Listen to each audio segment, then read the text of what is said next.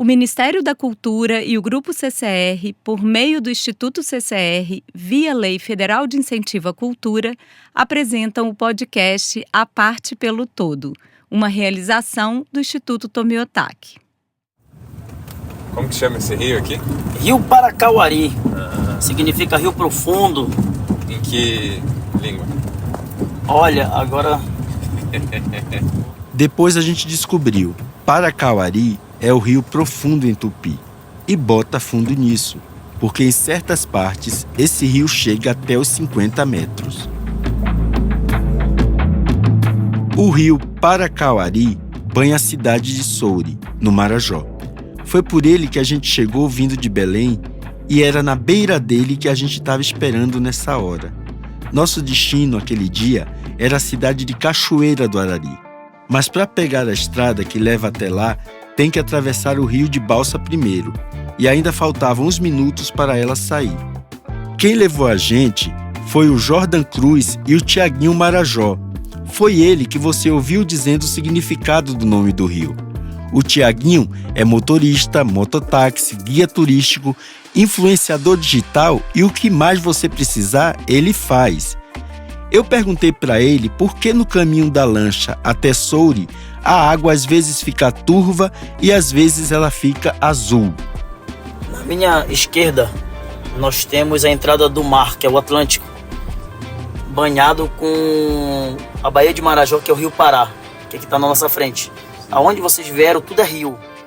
A região da Amazônia tem basicamente 2 estações no ano. De janeiro a julho, o inverno, que é chuvoso, e de agosto a dezembro, o verão, que é seco. De janeiro a junho, o rio sobe e o mar desce. Então a água fica escura, barrenta, né? Que é água doce. Quando é o período de julho até dezembro, que nós estamos agora, o rio ele baixa e o mar ele entra. Então se você provar um pouco da água, ela é salobre. Então a tendência agora é só ficar cada vez mais, ficar mais clara. Quando a gente foi, era início de agosto, então estava bem na transição. Foi por isso que eu via a água cada hora de uma cor. Outra pergunta que me lembrei meu pai agora, vai dar lá. O rio enche ou seca? Todos os dias. E às vezes enche e seca no mesmo dia, fica cheio de manhã e vai baixando conforme as horas passam. Ou o contrário, começa o dia baixo e vai enchendo. Então ela oscila. Para ter uma mudança geral, onde precisa de uma lua. Quem manda no Marajó é a maré. Quem manda na maré é a lua. Então a lua influencia com as águas, entendeu? Essa é uma lição importante sobre o Marajó. A vida é totalmente regida pelo tempo das águas. E a gente foi sentindo isso na pele na viagem.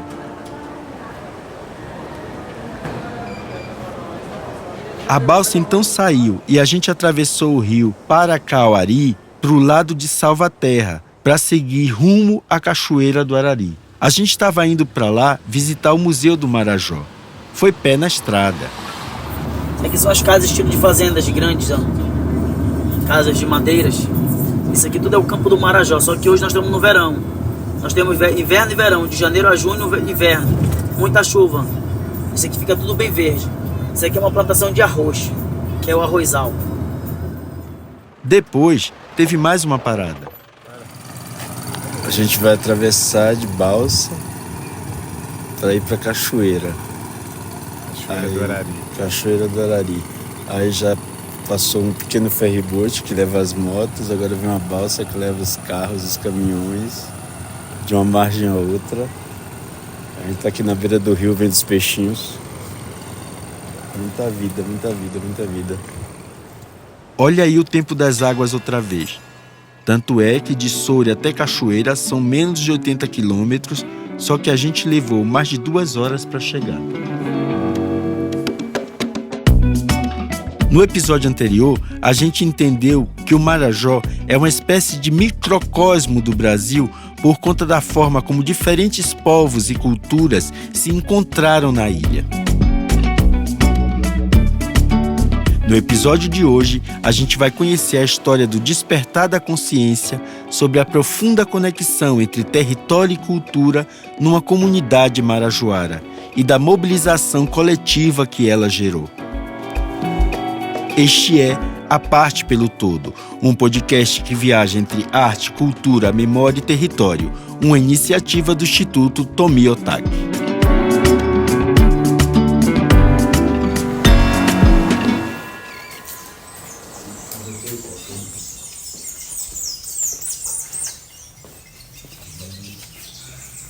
Antes de visitar o Museu do Marajó, a gente visitou um quintal, o Quintal da Zezé. Bom, aqui a gente está no espaço Restaurante Quintal da Zezé, tá? Aqui é o quintal da minha casa. Então aqui a gente chegou em Cachoeira do Arari bem na hora do almoço e, para nossa felicidade, não só tinha um restaurante em frente ao museu, como a dona dele era a nossa entrevistada. Aqui nós temos a árvore de acerola, né? Daqui a gente tira nosso fruto para fazer o suquinho natural aí para servir os nossos clientes. Aqui nós temos... A comida da dona Zezé é impecável e o quintal dela tem uma variedade de plantas impressionante. Esse abio ele dá desde pequeno, tá? Esse abio ele não cresce muito. Aqui nós temos as ervas medicinais, aqui nós temos a erva cidreira para fazer um chazinho calmante, tá? Aí daqui eu tiro também as minhas algumas hortaliças. Aqui nós temos a alfavaca, tá? Ali eu tenho o caruru para botar nos nossos alimentos. Depois do almoço, a gente sentou no quintal para conversar com Dona Zezé. Mas antes, ela fez um tour com a gente para mostrar tudo o que tinha. Estou aqui cultivando já um pé de rambutã, tá? Até o camapu a gente cultiva aqui. Essa frutinha aqui que é o camapu, que é muito boa. Várias coisas eu nem conhecia. Sim. Aqui nós temos uma árvore de cajarana e aqui uma abacabeira que dá também abacaba para nós aqui.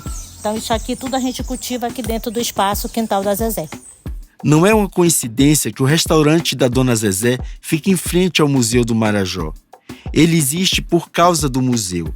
Lá no início dos anos 2000, ela era voluntária da associação O Museu do Marajó, que é uma instituição da comunidade que cuida do projeto. Chegou uma equipe para fazer catalogação dos livros da biblioteca do museu. E eu estava sem trabalho, sem nada. Estava em casa parada. E fui convocada como sócia da associação para fazer o alimento para o pessoal que vinha. A princípio, eram só algumas marmitas para os visitantes, mas outras pessoas da cidade viram e começaram a procurar também. Aí Dona Zezé aumentou a produção e acabou nunca mais parando. Hoje o Quintal da Zezé é referência em culinária marajoara, com pratos como o pirarucu com queijo do Marajó e o frito do vaqueiro marajoara. E de lá para cá a gente foi, digamos assim, investindo tudo que entrando a gente vai investindo e hoje a gente está concluindo aí o nosso trabalho com um espaço melhor para melhor receber. Então tudo isso aconteceu por conta do Museu do Marajó. Este é só um dos muitos impactos positivos que a criação do museu teve para a Cachoeira do Arari, para o Marajó e até para o Brasil também. Mas calma que eu estou começando a história pelo meio. Vamos voltar para o começo. Eu me chamo Maria José da Conceição Gama, mas na cidade eu sou conhecida como Zezé, né? Eu sou nata daqui de Cachoeira do Arari, nasci nos campos do Marajó, numa fazenda chamada São Fernando. A dona Zezé é vice-presidente da Associação O Museu do Marajó, que é o grupo de moradores de Cachoeira do Arari que toma conta do museu. Eles foram mobilizados pelo padre Giovanni Galo, que é uma figura fascinante e hoje dá para a gente dizer um vanguardista do pensamento sobre arte, cultura e museologia. Nascido na Itália em 1927, Giovanni Galo foi um sacerdote da Companhia de Jesus que foi para o Marajó nos anos 70 e lá ficou até o fim da vida. O Marajó, que sempre tinha sido, sem querer, o desejo da minha experiência brasileira, de repente virou realidade. Por que ideal da minha vida? Nem eu sei exatamente o motivo. Porém, me dou conta de que, no fundo, sempre tive este anseio de concluir a minha carreira de padre nesse imenso e desconhecido Marajó, desde quando ouvi falar dele e eu mesmo o assumi como se fosse minha herança. Isso que você ouviu foi um trecho de texto escrito pelo próprio Giovanni Galo, num dos vários livros que ele publicou. Esse, no caso, é o Motivos Ornamentais da Cerâmica Marajoara, que, por sinal, teve uma edição nova lançada em 2024. O padre se fixou primeiro em outra cidade, Santa Cruz do Arari. Lá, ele começou a atuar junto à comunidade e ajudou a criar uma cooperativa de pesca, um posto médico e outras benfeitorias. Esse trabalho fez as pessoas presentearem o padre com uns cacos que costumavam ser encontrados pela região. Elas entregavam para ele falando assim: "Aqui uns negócios que não prestam, do jeito que o senhor gosta." Quando viu que aquelas coisas que não prestam eram cerâmicas arqueológicas, o padre teve a ideia de criar um museu para recuperar, preservar e divulgar a cultura marajoara. Eu costumo falar que o Marajó ele tem 2 momentos. Nós temos um momento antes de Giovanni Galo e o momento pós Giovanni Galo. Porque antes do Giovanni Galo, digamos assim, a nossa cultura vivia adormecida. Até aquele ponto, as pessoas não tinham consciência de que aqueles cacos eram uma parte importante da cultura delas. Aí ele começou a dar palestra para a comunidade, dizer que aquilo ali tinha um valor histórico, que aquilo ali era um resgate da nossa cultura, que aquilo fazia parte da cultura marajoara, os povos que nos antecederam e tudo mais, e que aquilo ali tinha um valor. O padre acabou se mudando de Santa Cruz do Arari para Cachoeira do Arari no início dos anos 80, por conta da pressão de políticos locais. E o museu foi com ele. As visitações em Cachoeira começaram a acontecer em 1984, apesar da inauguração oficial ter sido só em 87. Para nós foi um impacto muito grande, porque a maioria das pessoas da comunidade não conhecia o museu, não sabia o que era. O que tinha de lazer para as pessoas da cidade naquela época era no máximo ir até a pracinha. Então depois de um museu tu já tinha um museu para visitar, entendeu? Tu já enchia a boca, eu vou no museu, vou passear no museu hoje à tarde, entendeu? Então para nós foi um momento muito único.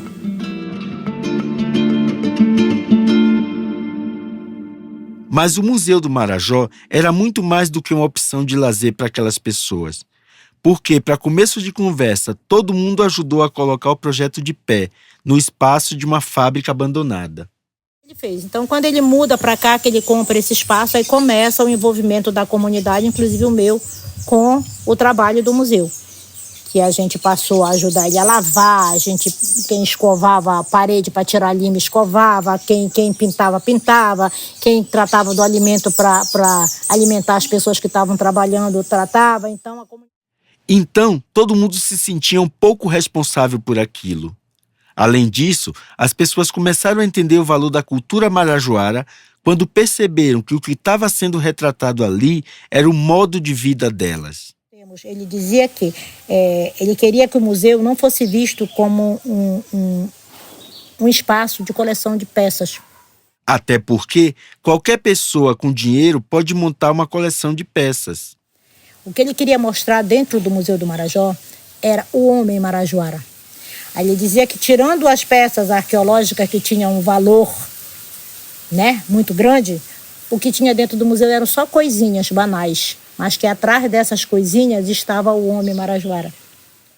O Marajó, cheio de lendas e duendes. Quem é que está por trás de tudo isso? É o homem. O homem que se benze, pede licença para a mãe d'água para entrar no rio. O homem que, entendeu? Que diz que Boto frequenta a festa. Então, são essas coisas. Então, tudo isso junta e faz um total de um pacote cultural muito rico, que é a cultura marajoara. O que Giovanni Galo fez foi revolucionário. E tudo fica ainda mais impressionante quando a gente leva em conta a simplicidade da atitude. O trabalho dele foi fazer um grupo de pessoas olhar para si e enxergar a grandeza do próprio valor.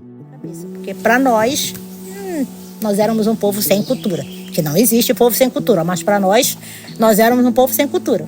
Essa mensagem da Dona Zezé precisa ressoar. Nós precisamos de mais agentes como Giovanni Galo ajudando a virar essa chavinha Brasil afora. Porque o potencial disso num país como o nosso é descomunal. Escuta só se não é inspirador. Quem vai dar valor para uma cultura de uma cidadezinha lá do interior do Marajó, em que só tem caboclo, digamos assim, leigo, né? Porque nós éramos vistos dessa forma. E Giovanni Galo fez a gente entender que não era isso. Que na nossa, digamos assim, ignorância, nós éramos ricos.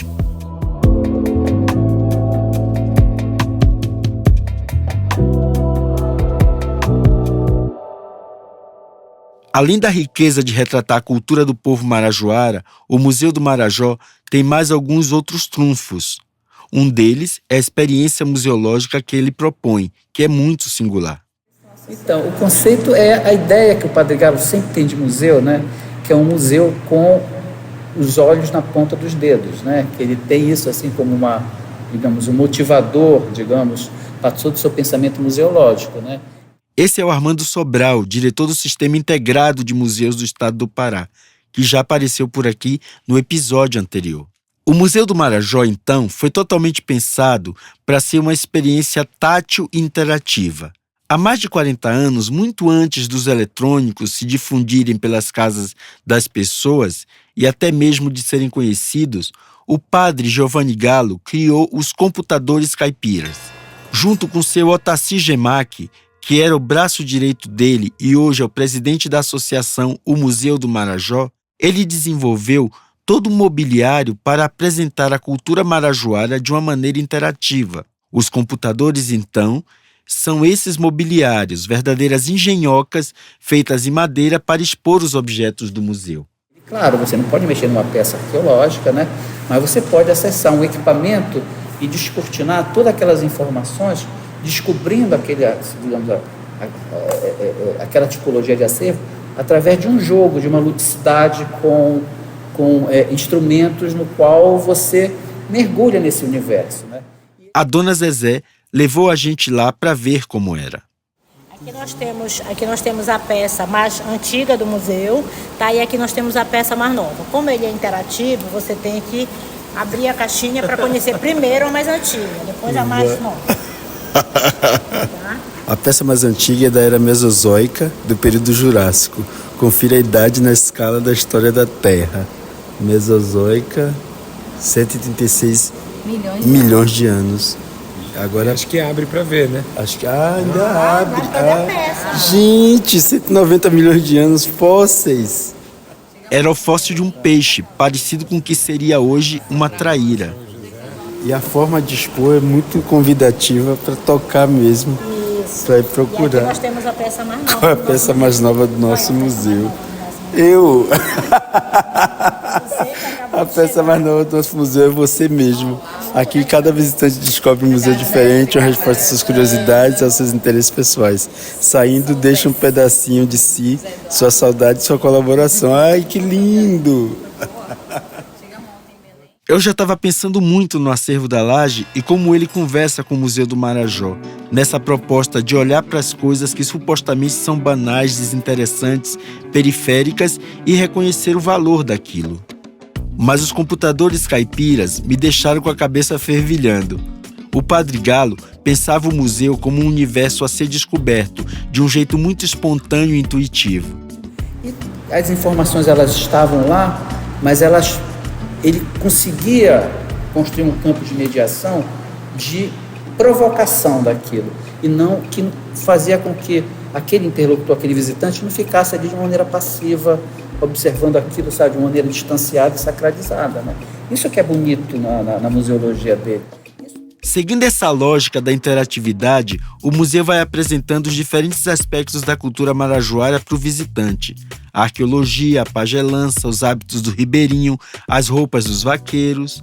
Além de tudo, o Padre Galo conhecia técnicas de conservação biológica, então o acervo tem uma série de animais taxidermizados representando a fauna do Marajó. Então ele foi, ao longo dessas décadas todas, recolheu, né, digamos, um material muito diverso, né, tipologicamente muito variado, de material antropológico, material etnográfico, material arqueológico, né, acervo biológico, né, documentação, objetos, né, e foi quase que como um gabinete de curiosidades, né, foi acumulando isso, né, naquele museu e criando até construir aquele espaço extremamente multifuncional, né, com muitas possibilidades de leitura, e foi num processo muito cumulativo, né? Certo?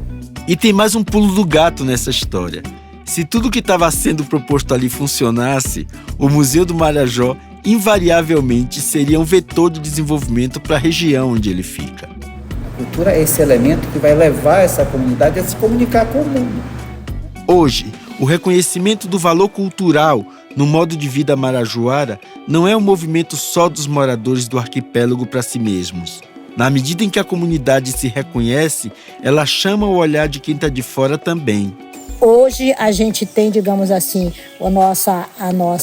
nosso bordado marajoara viajando por todo o mundo. Então, através disso daí, a bordadeira ganha, o cara que vende a linha ganha, o cara que vende o tecido ganha, entendeu? Então, era isso que ele queria.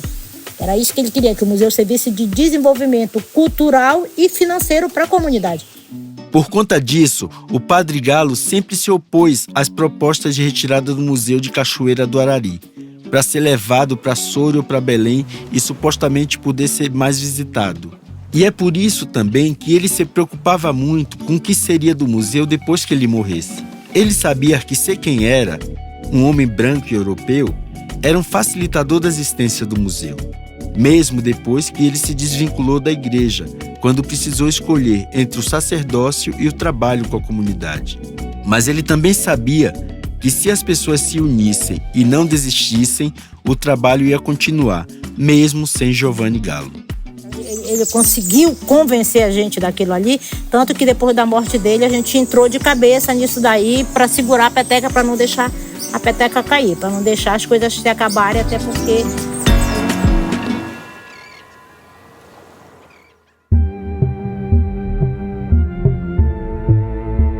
Giovanni Galo morreu em 2003, aos 75 anos.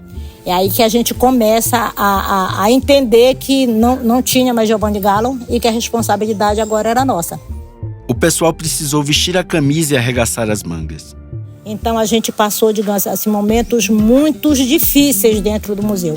Momentos em que tu quer apoio e tu não tem apoio de ninguém, entendeu? Então a gente teve momentos que a gente teve, para manter o museu, a gente teve que fazer quermesses, bingos, vaquinha nas redes sociais para conseguir recurso para manter o museu aberto. Chegou num ponto que era mais fácil encontrar Dona Zezé dentro do museu do que na própria casa. Estando ali lá, eu era secretária, eu era tesoureira, eu era a servente, eu era recepcionista, eu era tudo. Era muito trabalho, mas a missão estava sendo cumprida. E com muito pouco apoio, além dos esforços dos próprios moradores. O que eles tinham de recurso era basicamente a mensalidade que cada associado pagava e a conta de energia do museu que era paga pela Prefeitura de Cachoeira do Arari. Eventualmente, tinha também o apoio pontual de instituições como a Universidade Estadual do Pará e o Museu Paraense Emílio Gueldi. Aos trancos e barrancos, o museu resistiu por 15 anos. E aí, quando foi em 2018, a gente, depois de muita luta, de muito trabalho, a gente recebe, digamos assim, um banho de água fria. Quando os bombeiros vêm e mandam a gente fechar o museu. Alguns meses antes, o Museu Nacional tinha pegado fogo no Rio de Janeiro e como o Museu do Marajó vinha trabalhando com o mínimo de recurso, ele foi reprovado na inspeção de segurança. O pessoal redobrou os esforços e conseguiu juntar dinheiro para trocar as ripas do telhado que tinham apodrecido. Mas foi só isso que deu para fazer.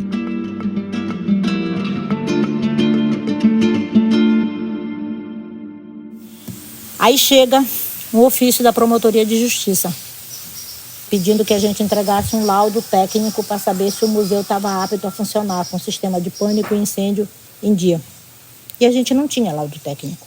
O espaço não tinha saída de emergência, as instalações elétricas eram muito antigas, o sistema para incêndio era de extintores, mas aquela área precisava de hidrantes. As telhas tinham que ser trocadas. Enfim, um monte de intervenções que a associação não ia conseguir resolver sozinha. E aí, o museu fechou as portas. A gente pensou, é o fim do museu, entendeu? Era choro para tudo quanto era lado, porque a gente não tinha dinheiro, como é que a gente vai fazer, como é que a gente faz isso e tal. Mas o que parecia o fim do Museu do Marajó acabou sendo o início de uma nova fase, O Estado cumpriu seu papel e, depois de uma série de reuniões envolvendo instituições como o Ministério Público e o próprio governo do Pará, foi feito um acordo. O museu não só ia passar por uma adequação de segurança, mas seria feita uma reforma completa para poder requalificar o espaço. Foi nesse momento que o Armando Sobral entrou em cena. O museu já estava fechado já fazia um ano, mais ou menos, e já num estado muito avançado de degradação. Mas com boa vontade, tudo tem solução. Porque também você tem que entender que nós não encontramos um museu físico, encontramos um conceito de museu, né? Sabe, que realmente nós teríamos que pensar junto com a comunidade como nós faríamos esse novo desenho do Museu do Marajó, porque ele precisava ser reorganizado. E aí foi todo um trabalho em parceria entre a equipe da reforma e a associação para fazer a adequação do acervo ao espaço novo, sem descaracterizar esse conceito.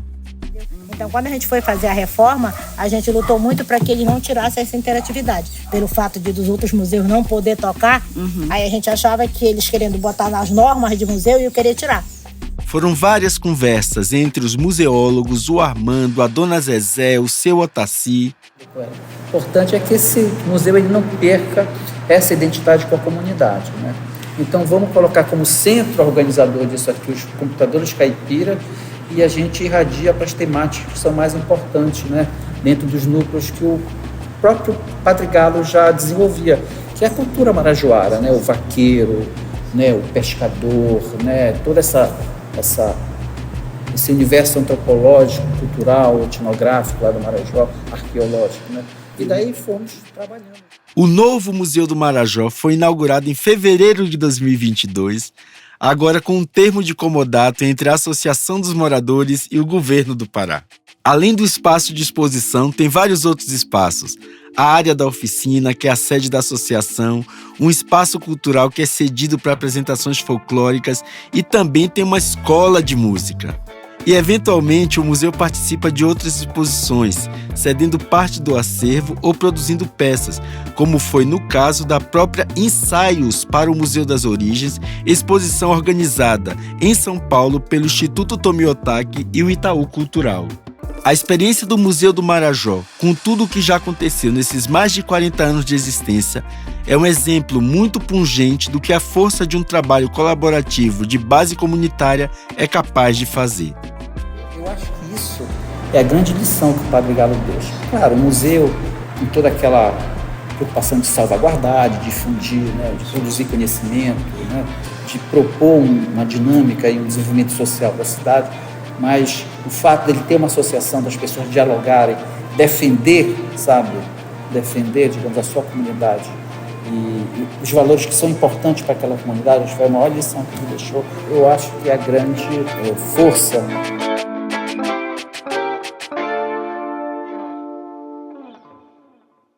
Quando eu comecei a falar sobre as experiências que eu tive nessa viagem do Marajó, no episódio passado, eu mencionei que ainda devo levar um bom tempo para conseguir assimilar tudo o que eu vivi. E eu continuo me sentindo muito distante de conseguir dimensionar de uma forma mais palpável a maneira como eu fui transformado. Mas uma coisa, a essa altura eu já consigo dizer, é que aquela paisagem também é responsável por tudo isso que floresceu por lá.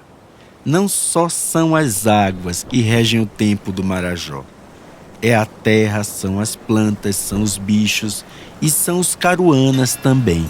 Por que não?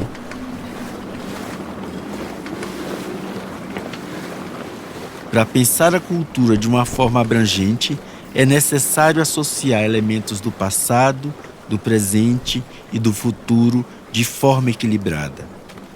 Mas o tempo das metrópoles, das capitais, parece que não comporta isso.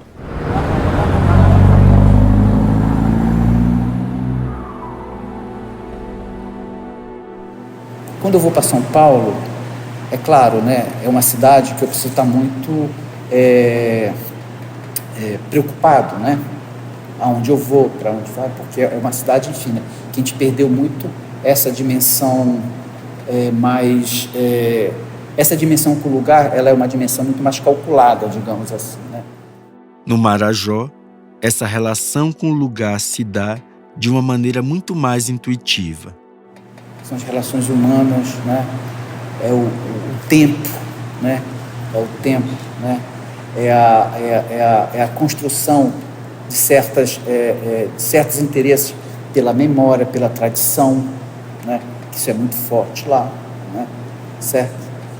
Por uma luta cotidiana que se dá numa relação muito forte com certas condições de ancestralidade, certas condições de sobrevivência através de transmissão de valores de tradição.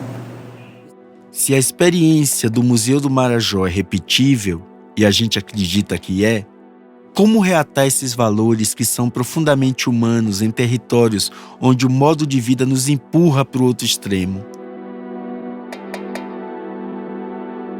Como criar arquipélagos a partir de ilhas isoladas? No próximo episódio, eu converso com Paulo Miada, do Instituto Tomi Otaki, sobre os sentidos de toda essa jornada. Até o próximo A Parte pelo Todo, um podcast que viaja entre arte, cultura, memória e território.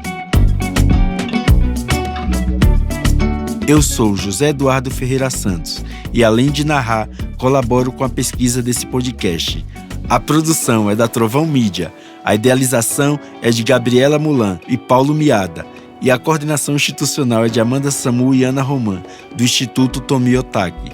Pesquisa, reportagem, roteiro de Jéssica Almeida e Vinícius Luiz, som direto por Vitor Brasileiro, edição de som e mixagem de Pedro Vituri, trilha sonora original composta por Pedro Leonelli.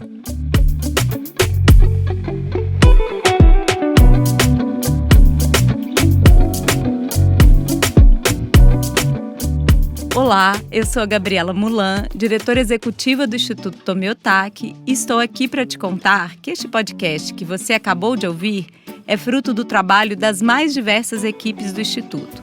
Todo o trabalho que a gente faz aqui é coletivo. E para quem não sabe, o Instituto Tomi Otaki é uma organização independente e sem fins lucrativos, e estamos sempre trabalhando para impulsionar redes, refletir sobre o Brasil e seus mais diversos territórios e fazer circular saberes, livros, ideias e exposições. Eu te convido a acompanhar nossas atividades por meio do nosso site e das nossas redes sociais. E se você puder, também contribuir conosco, ficando mais próximo e se tornando um amigo Tomi.